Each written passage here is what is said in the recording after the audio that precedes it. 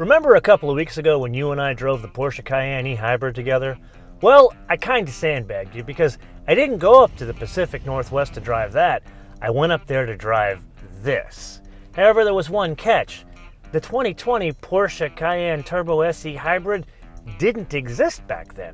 So we had to drive it in plain sight without anybody noticing. So the Porsche folks very keenly picked the most tree-hugging city in our nation for us to drive a 670 horsepower SUV. So our job today is to beat the Toyota Prius drivers at their own game with a hybrid.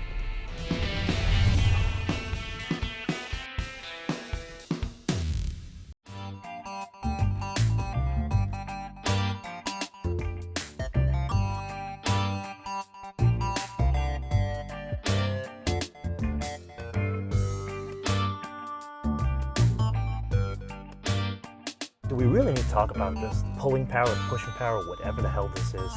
Because really, this is the reason for being. So rather than tell you, let me just show you. Bist du fertig? Ich auch. Oh, Santa Maria Madre de Dios! Hopefully this clarifies any doubt in your head. That said, there is no good reason on God's green earth a practical vehicle should have this much power. But thank you, baby Jesuit, that it does. Oh my God. Let's circle back to the difference between an e-hold and e-charge setting we discussed in a previous episode. Most fancy plug-in hybrids have an e-hold system, and the logic is to hold the charge, say from a rural area like this, to go to a central city, I don't know, like a place that has congestion charging like London, to get around the tax scheme. Now the e-charge, that holds the charge but also charges the battery. Why the difference? Why be so pedantic? So I asked some folks at Porsche and got an interesting answer. The logic is e-hold doesn't draw any charge because they want to avoid putting any load on the engine. And that begs the question, how much of a load does charging the battery draw off of a 550 horsepower engine? Being that we're sort of in a little town here, let's do something utterly ridiculous and switch off the twin turbo V8 with 550 horsepower and go into complete e-power. TAC goes to 0. We are completely on sunshine in about a 5,400 pound vehicle. So this is a fully electric Porsche at this point. A couple of things to note. Number one, it still, even at this highway speed, displays all of the Porsche characteristics. So like in this case, I'm in the highest setting of PASM, so I've got the stiffest suspension even with the electric propulsion system. Now, two incredibly important things to note. Both are in common with that single turbo V6 e-hybrid we drove a couple weeks ago. First and foremost, the electric motor which sits between the gas engine and the transmission. Same output here as in that vehicle. And number two, the top speed in electric mode is still 83 miles an hour, even though this thing is like ridiculously fast. Okay, so that's all fine and good, but what does that translate to in practice? Well, passing. If you moderately hit the accelerator, you can pass in electric mode. So this is mild acceleration and we're doing it in full electric, staying under the 83 mile an hour top speed. But if I wanted to get around somebody really fast and I put my foot completely to the floor, that's when it's going to engage the engine. Yes, it is indeed that time again to play your favorite game and mine, the options game.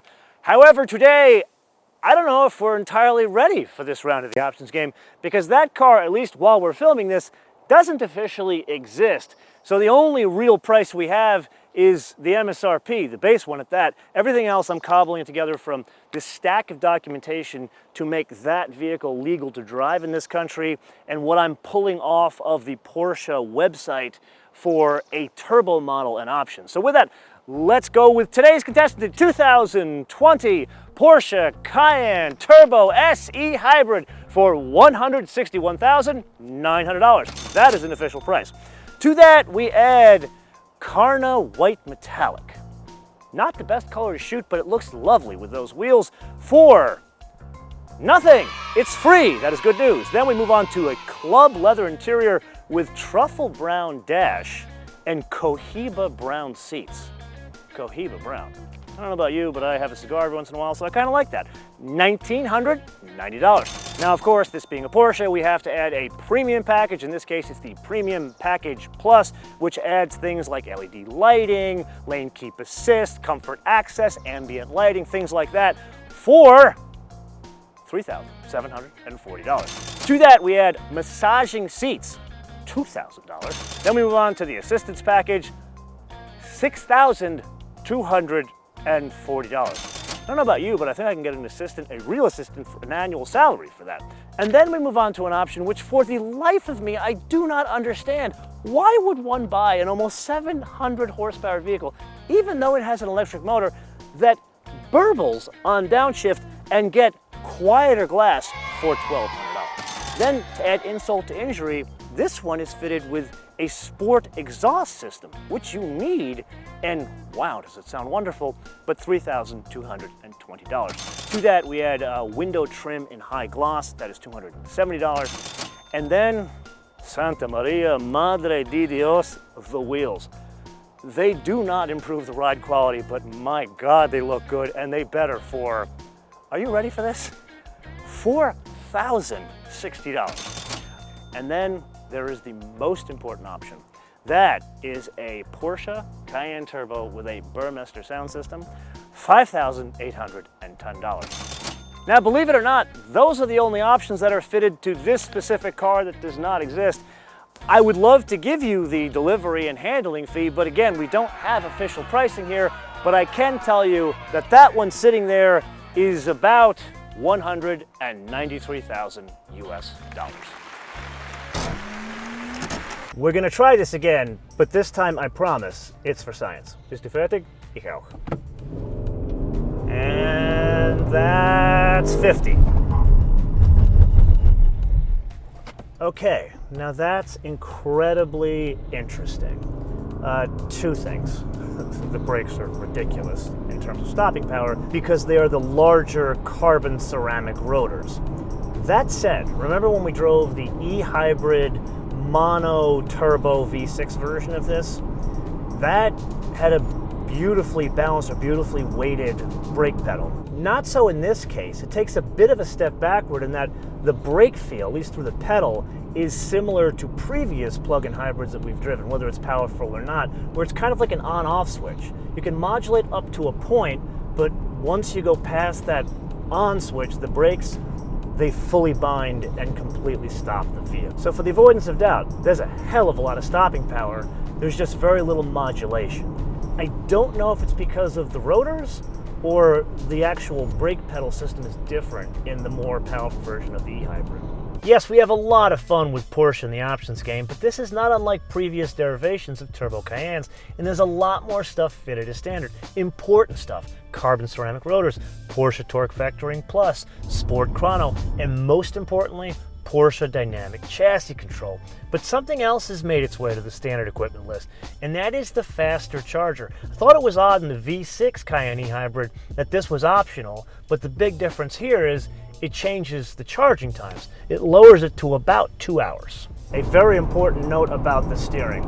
This German market car is fitted with the largest wheels on offer, the 22s, which in turn drastically degrades the ride quality. Not a problem for someone like me who is a broken car guy. If you were to put your grandmother, mother, wife, girlfriend in this, not an ideal choice. One would want the 20s or even below. Let's say you were off-roading, you would definitely want the 18s. However, that degradation of the ride quality in turn has a negative impact on the steering. Not so much the steering itself, but you get more unwanted feedback from the unusually large wheels out at the front corners. So I wouldn't say it's twitchy, but it doesn't have quite the same balance as the smaller wheels in the e-hybrid that we drove a couple of weeks ago. Now, I am definitely not one to argue when someone gives me early access to a pre-production prototype of an almost 700 horsepower vehicle. So I really wasn't that fussed that this one was the standard roof derivation. But it's important to note that this propulsion system is also on offer in the Cayenne Coupe, which kind of begs the question. If you're looking for the crazy amount of horsepower, would you need the extra utility of the standard roof, or would you want the swoopy looks of the Cayenne Coupe? And it's not just which one you would choose, but why you would choose it, and most importantly, what would be the mission of this very fast baby buggy? Let me know in the comments below or via social media, MotoMan TV all one word, MotoMan TV all one word, Facebook, Twitter, and Instagram. I just can't stop giggling at the acceleration of a 5,500-pound car. Yeah, you and me. Yeah, I was getting it too. JF and I are getting eaten alive, and usually this does not happen in the West. That's usually back on the East Coast where it's like mosquito and swampland. Here, the bugs seem to have followed us, the kid from New Jersey and the kid from New York.